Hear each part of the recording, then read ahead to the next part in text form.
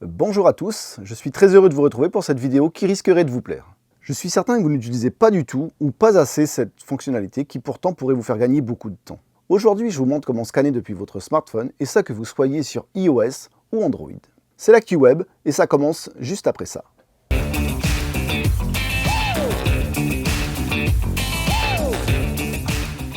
On est d'accord qu'on a déjà tous été confrontés à cette situation de devoir scanner un document pour le renvoyer par mail par exemple. Soit on sait faire, soit vous ne le faites pas du tout, ou alors certains prennent leur document en photo et envoient le fichier photo. Attention, le format photo, JPEG, n'est pas adapté pour les documents texte. Vos fichiers seront trop lourds ou moins simples à imprimer.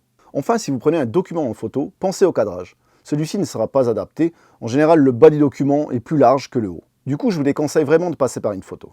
Alors voyons voir comment on fait pour iOS si vous avez un mobile ou une tablette Apple. Pour cela, on va utiliser l'application Notes qui est déjà installée par défaut lorsque vous achetez votre appareil. Avant de commencer, préparez votre document à scanner et idéalement placez-le sur une surface dégagée, de préférence unie. Ensuite, vous allez faire un appui prolongé sur l'icône de l'application Notes et vous verrez un menu s'afficher.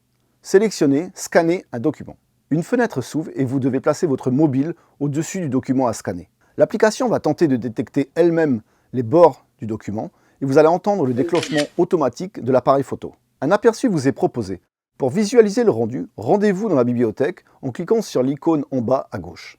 Si le résultat n'est pas correct, vous pourrez, grâce au bouton recadrage, modifier les bords de votre document en déplaçant les petits ronds blancs. Cela vous permet aussi de sélectionner qu'une partie d'un document.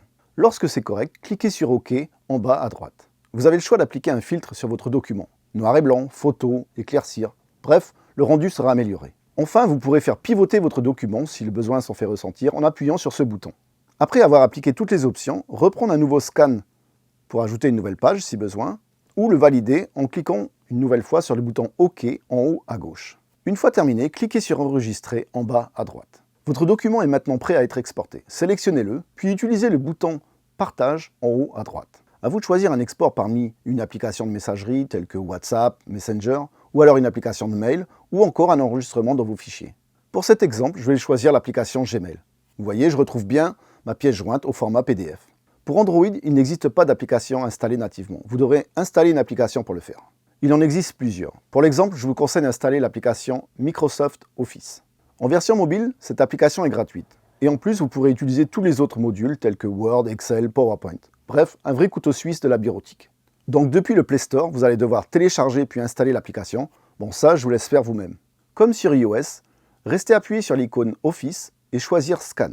Si vous ouvrez l'application normalement, il faudra choisir Visualiser. Sur le même principe qu'avant, vous pourrez scanner votre document. Un cadre rouge tentera de détecter automatiquement les bords de votre document, puis cliquez sur le bouton blanc au centre et Enregistrer. Une fois terminé, cliquez sur le bouton rouge. Place aux options pour recadrer, appliquer un filtre ou pivoter votre document. Enfin, cliquez sur le bouton OK et vous pourrez partager votre document par mail ou autre. Voilà, j'espère que vous avez appris des choses. Surtout, n'oubliez pas de pratiquer pour ne pas oublier. De plus, si vous êtes curieux, n'hésitez pas à aller voir les autres options d'Office comme ajouter du texte, des cadres, des flèches, des annotations. Et si vous avez un appareil Apple, rassurez-vous, vous pouvez aussi installer l'application Office. Si vous pouvez, prenez quelques secondes pour liker cette vidéo et de vous abonner. C'est un moyen d'aider ma chaîne à se développer. Je compte sur vous. Merci de votre attention, je vous dis à bientôt sur l'ActuWeb.